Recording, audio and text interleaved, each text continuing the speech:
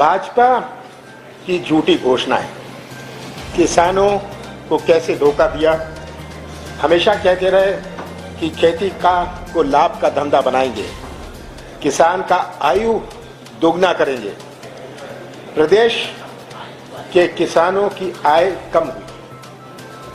हमारा प्रदेश 70%, हमारे प्रदेश की अर्थव्यवस्था 70% कृषि क्षेत्र पर आधारित है, और जब कृषि क्षेत्र कमजोर हो जाता है तो हमारी जो आर्थिक गतिविधि है ये प्रभावित होती है।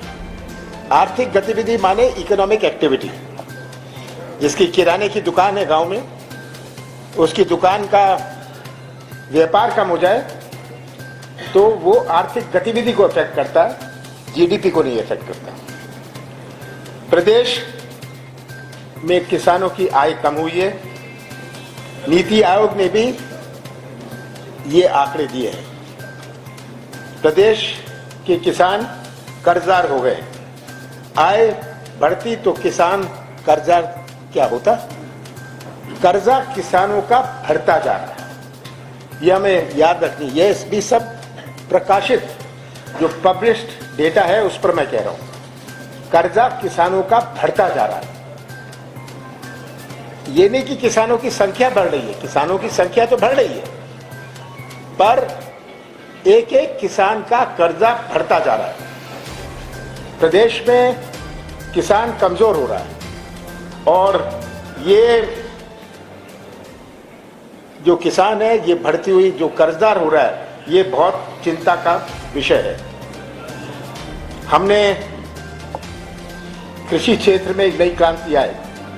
हमने कर्जा माफ की नीति बनाई थी। पहले किश्त में हमने 27 लाख किसानों का कर्जा माफ किया। आज बीजेपी कहती है हम ब्याज माफ करेंगे, तो कर्जे का क्या होगा? कर्जा पर तो ब्याज चढ़ता रहेगा। ब्याज माफ कर देने से किसान को राहत कुछ मिलेगी, पर अगर वो कर्जदार बना रहे वो तो चलता रहेगा, उसका ब्याज चलता रहेगा। किसान मध्य प्रदेश का जहां मैं जाता हूं, किस तरह बीज खाद के लिए भटक रहा है। जहां मिलता है मिलावट का मिलता है, और जब किसान अपनी आवाज उठाता है, ये कोई आंदोलन करता है, तो एफआईआर, मुकदमा, जेल उसे मिलती है। हमने ये सब पर अध्ययन करके ये तय किया है कि हम कृषि न्याय योजना लाएंगे। ये न्याय योजना जो होगी, इसका उद्देश्य है कि किसान का इनपुट कॉस्ट कम करने का, और उसको इससे लाभ हो। इस योजना में किसानों का कर्ज माफ जो हमने कहा था, घोषणा करी थी, जो बीजेपी ने बंद किया, ये हम चलाते रहेंगे। ये चलती रहेगी। हमारी जैसी सरकार बनती है, मैं मध्य प्रदेश के किसानों को आश्वासन देता हूं, जो हमारी पहली घोषणाएं थी, जहां हमने पहले किश्त में 27 लाख किसानों का कर्जा माफ किया था, इसको हम दूसरी किश्त, तीसरी किश्त में आएंगे।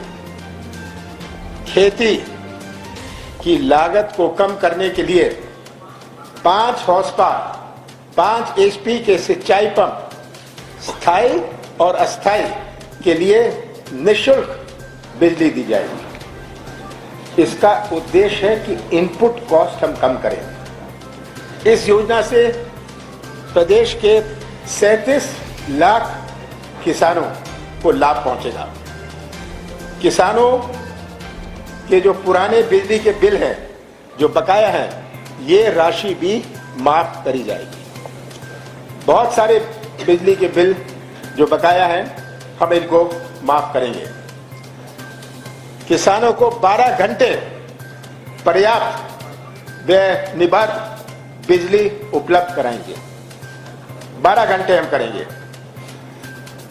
हम जितने भी आपराधिक केस बने हैं किसानों पर आंदोलन के, इन सबको हम वापस लेंगे। खेती के लागत को कम किया जा सके, ये इसका हमारा उद्देश्य है। शिवराज सिंह जी को 18 साल बाद बहनें याद आई, बहुत सारी चीजें अभी उनको याद आ रही हैं। संविदा याद आया। 2018 में शिवराज सिंह जी ने कहा था कि 90% हम देंगे, आज तक नहीं दिया। अब वो कुछ दिन पहले संविदा की घोषणा कर रहे हैं। मैं तो कहता हूं आपने जो 18 में कहा था वो बैकलॉग भी दे दीजिए, अपना वचन पूरा करिए। और अभी आप कह रहे हैं कि हम 100%, पहले का 90%, तब कहते हैं 100%। ये सब गुमराह करने की, प्रलोभन देने की और अपने पाप धोने की इनकी योजना है। चुनाव आ जाते हैं, इनको संविदा याद आते हैं, इनको बहनें याद आती हैं। ये सब बातें इनको तब याद आनी शुरू होती है और वो जानते हैं कि 4 महीने बाद मध्य प्रदेश की जनता इनको अब विदा करने वाली है। तो कुछ भी बोल दो, कुछ भी कह लो, कोई चिंता का विषय नहीं है। मैं तो कहता हूं कि हमें ये 5 साल याद करने चाहिए। कितनी घोषणाएं शिवराज सिंह ने, 18 साल तो छोड़िए, पिछले 5 साल में शिवराज सिंह ने कितनी घोषणाएं करी और कितनी योजनाओं का पालन किया। चुनाव के वक्त तो करते हैं, पर 5 साल के बाकी चीजों का तो हिसाब बाद में दें, अपनी घोषणाओं का तो हिसाब दें मध्य प्रदेश की जनता को। ये आज सोचते हैं कि मध्य प्रदेश की जनता को वह गुमराह कर पाएंगे, उनका ध्यान कर पाएंगे। चुनाव का समय आता है कि नाटक चौटंकी शुरू होती है। आज बड़े दुख की बात है कि प्रदेश की जो तस्वीर है, जहां हर वर्ग परेशान है, ये आज हालात है।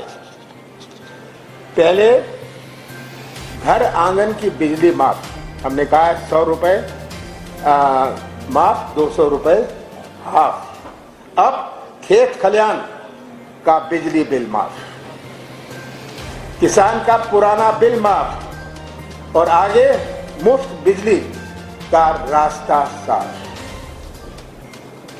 तो ये आज कृषि क्षेत्र के लिए मैं मध्य प्रदेश की जनता को वचन देना चाहता था और उनको याद दिलाना चाहता हूं, मध्य प्रदेश के किसानों को, मध्य प्रदेश के हर वर्ग को, किस तरह उनके साथ धोखा हुआ है, किस तरह धोखा अब कर रहे हैं और 5 साल कितना बड़ा धोखा हुआ है। आप क्रम से पूछते जाइएगा।